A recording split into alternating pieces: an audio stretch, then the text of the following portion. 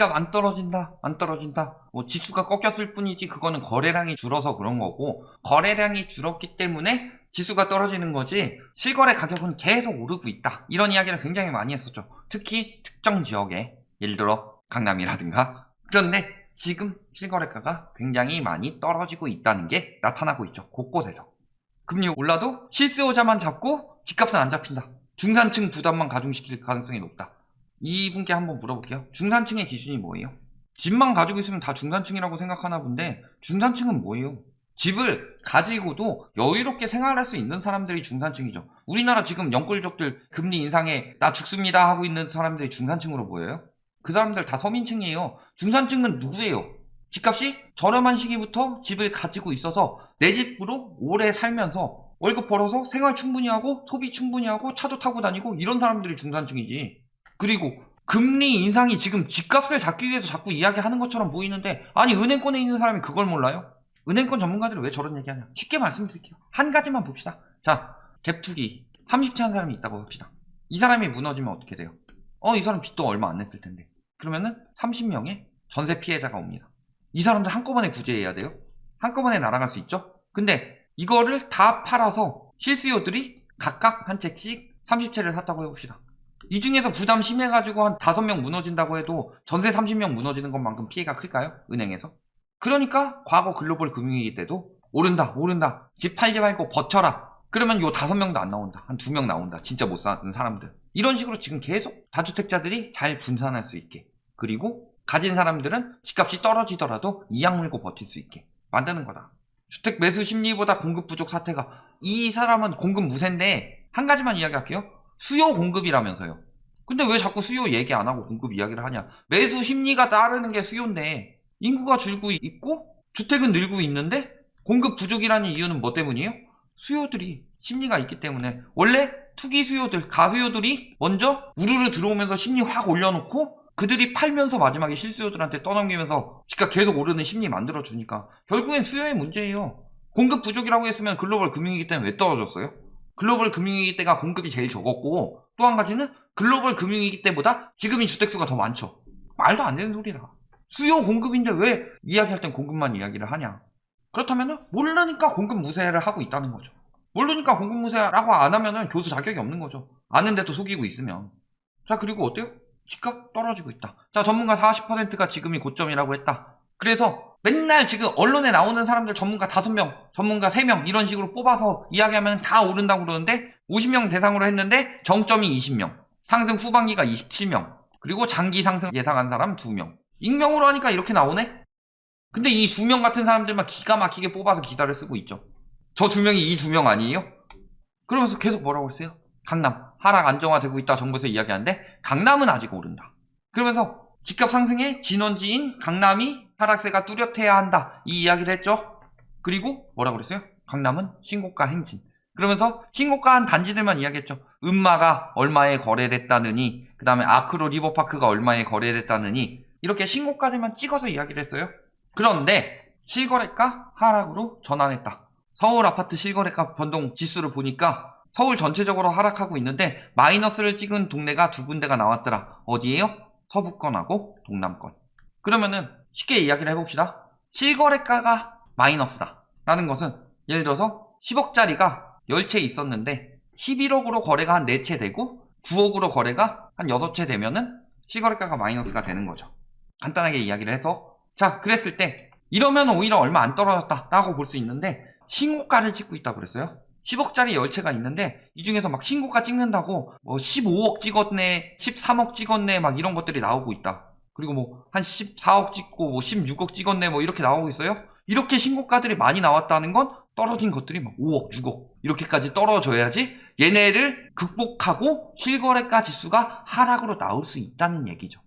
즉 신고가가 많이 나왔는데 실거래가가 하락이다 라는 것은 신고가에 가려져 있는 하락 거래는 그보다 훨씬 더 심각하다. 올라간 게 10억이라면 떨어진 게 한 11억, 12억은 되니까 하락으로 나온 거죠. 근데 올라간 거 10억만 몇 건만 보도하고 있는데 사실은 떨어지는 게 훨씬 더 많고, 신고가가 그렇게 많았던 동네인 만큼 떨어진 가격이 장난이 아니다 라는 거다. 이 정도 해석은 되잖아요. 신고가 많이 찍었는데 전체 가격은 하락했다. 그리고 신고가 찍은 단지들은 수상한 거래들이 많고 신고가를 뭐 1, 2억 오른 게 아니라 막 10억 단위로 오르는데. 그러니까 이런 이야기를 해요. 이제 실거래가 하락, 그리고 그들만의 상승장. 정신승리 나왔습니다. 이제 다른 데는 다 떨어져도 그들만의 상승장이 나올 거다. 탄탄한 유동성을 바탕으로 현금 부자와 자본력이 강한 법인의 투자가. 자, 현금 부자 어디서 나와요? 자, 현금 부자가 안 살 거란 이야기들이 있죠. 첫 번째는 금리 올라가면 안 산다. 6% 되면은 10명 중 9명은 안 산다고 그랬어요. 부자들이. 그리고 또 한 가지 뭐예요? 부동산 자산 비중이 부유층 같은 경우는 5, 60% 정도 되고 대중부유층 같은 경우는 70%에 달하는데, 이 대중부유층들은 그냥 오로지 집값이 올라가지고 부유층이 된 사람들이 대부분이죠. 그러니까 일반적인 사람들이랑 부동산 비중이 비슷한 거고, 부유층 같은 경우는 그렇지 않다는 거죠. 그런데 이들이 부자 보고서를 보면 하나같이 이야기하는 얘기가 뭐다? 부동산 비중을 줄이고 금융자산 비중을 늘리겠다. 부유층 같은 경우는 부동산 비중이 늘어났는데요. 한 3% 정도 올라갔는데요. 3% 올라갔어요. 집값은 얼마나 뛰었는데. 못 팔아서 가지고 있던 게 오른 거예요. 아니면은 못 팔아서가 아니라 처분할 거 다 처분하고 이건 가지고 있어야지 하는 정도 가지고 있는 게 올라서 그런 거지. 주식은 떨어지는 동안. 현금 부자나 법인에게 8%의 금리에 크게 구애받지 않는데요. 자, 첫 번째, 현금 부자의 경우는 돈 안 빌리는데 금리가 뭔 상관이야. 금리가 엄청나게 상관이 있습니다. 자, 첫 번째, 금리가 올라가면은 20억짜리 집이 가격이 더 올라서 누구한테 팔아야 돼요? 실수요들한테 팔아야 되죠. 근데 이들이 8%대 금리에서 받아줄 자금이 되느냐? 그리고 또 한 가지 보셔야 될 건 뭐예요? 8%대 금리라면은 못해도 3, 4% 정도의 예금 금리는 나올 텐데, 이들에게 팔아서 취득세, 양도세, 보유세 내가면서 얻는 수익이랑 3, 4% 이들에게 파는데 한 2, 3년 보유해야 된다. 그러면은 그동안 은행에서 맡겨놓은 수익이랑 어느 쪽이 더 유리한가? 이런 것도 판단이 되겠죠. 그래서 재건축 아파트가 금리에 대해서 굉장히 취약하다. 그래서 예금 금리가 투자 이익보다 높을 경우 자금 이탈. 이것만 보는 게 아니라 환금성이 떨어진다는 걸 봐야죠. 특히 현금 부자는 둘째치고 법인은 환금성 떨어지면 끝이에요. 왜? 법인 보유세 6%예요. 그러면은 6월부터 6월 사이에 이때 법인이 활개칠 때 적어도 이 6월 전까지는 팔리겠다는 생각이 있어야 되는데, 지금 거래량 보면 법인들이 사겠냐? 상식적으로. 지금도 이런 이야기 나옵니다. 거래 절벽 노도강이 강남 상구보다 더 가팔랐다. 연초 대비 86%. 왜 그래요? 강남은 그 전부터 박살 났으니까. 쉽게 얘기해서 강남이 거래량이 이렇게 되다가 이렇게 떨어지고, 노도강은 이렇게 되다가 이렇게 되다가 이렇게 떨어진 상황이죠. 그랬을 때 비교를 함에 있어서 여기부터 여기까지 잡으면 당연히 노도강이 더 많이 떨어졌죠, 강남보다. 비교 대상을 올해부터 하면 어때요? 왜냐? 강남 거래량은 언제 많았어요? 지금 강남 거래 얼마나 되고 있는데. 자, 이제 현장 목소리 들어보자입니다. 현장에서 누가 떨어진다고 하겠어요? 우리 동네 떨어집니다 하는 중개사들 솔직히 지져보면 거의 없어요. 왜? 그거 이야기하는 순간 내 밥줄이 떨어지는데, 금은방 가서 금값 떨어질 것 같아요? 아니, 금값 올라갈 거예요. 얘기하겠죠. 금값 떨어진다는 얘기하면 누가 사요? 상식적으로. 똑같은 얘기하고 있는 거죠. 특히 강남 같은 경우는 더 힘들죠. 왜?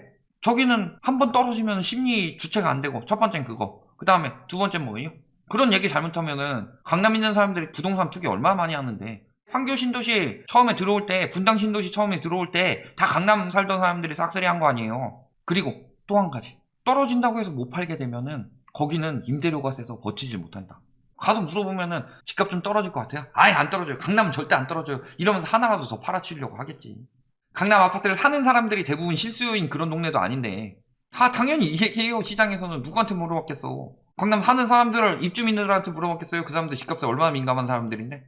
자, 강남만 그래요. 서울 어때요? 하락 비중 많이 늘어났죠. 아직도 상승 비중이 더 높은데, 아니 70% 찍던 때가 언젠데. 8월을 기점으로 계속 늘어나고 있죠. 그것도 두 달 만에 10% 뛰고 한 달 만에 10% 뛰었어요. 수도권 뭐 동탄만 떨어지는 거 아니다. 거래 절벽, 오산, 평택, 안성, 오한평, 동두천, 화성, 광명, 평촌, 수도권 전반적으로 다 떨어지고 있죠. 자, 매수 우위 지수. KB는 매매 수급 지수 아니에요. 매수 우위 지수예요. 어딜 속여먹어. 51.8. 그리고 상승에서 다 꺾였다. 안 산다. 그리고 금방 살아난다 하는데 언제 살아나요? 그래프가 시무룩 하고 있는데. 호가? 낮춰도 안 팔리고 거기서 이제 가서 또 협의가 가능한 수준인데, 가격 변동률, 매매 가격 지수 계속 떨어지고 있죠. 그리고 수도권도 마찬가지고. 거래량은 이제 12월 20일이에요. 열흘 남았어요. 신고일 1200건이에요. 지금 2000건도 안 나올 것 같아. 여기도 10,000건도 안 나올 것 같아요. 이 정도로 거래량이 박살났던 시기가 언제예요? 글로벌 금융위기 때 저렇게 박살났어요. 그런데 금방 살아날 거다.